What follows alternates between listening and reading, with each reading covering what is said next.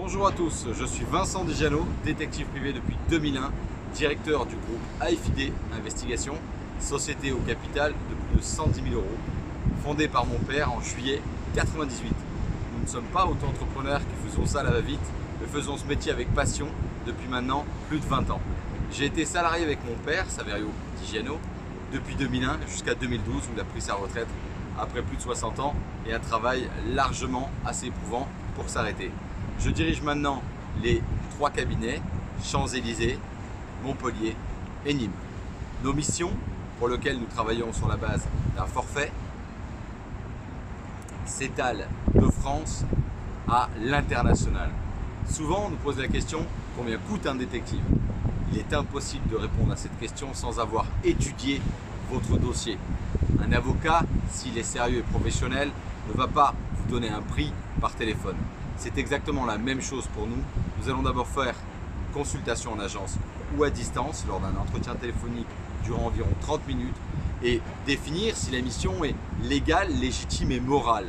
En effet, je reçois des dizaines d'appels tous les jours me demandant de savoir comment pirater un téléphone, placer une balise GPS ou je ne sais quelle autre connerie. Une balise GPS, vous pouvez vous en servir pour protéger votre véhicule. Un arrêt de la semaine dernière invite un petit Nîmois à 6 mois de prison pour avoir espionné le téléphone de sa femme et placé une balise GPS alors qu'ils étaient maintenant séparés. Donc, détective, c'est une profession réglementée pour laquelle nous pouvons agir que selon un cadre législatif très précis. Nous faisons principalement des surveillances humaines ou technologiques. Nous pouvons par exemple, dans le cadre d'un parent, comme ça m'est arrivé la semaine dernière, surveiller son enfant qui est mineur, 15 ans, qu'on soupçonne donc d'avoir des fréquentations très malsaines ou de se droguer. Nous allons dans un cas comme celui-là utiliser des solutions technologiques que nous construisons pour récupérer des informations extrêmement précises.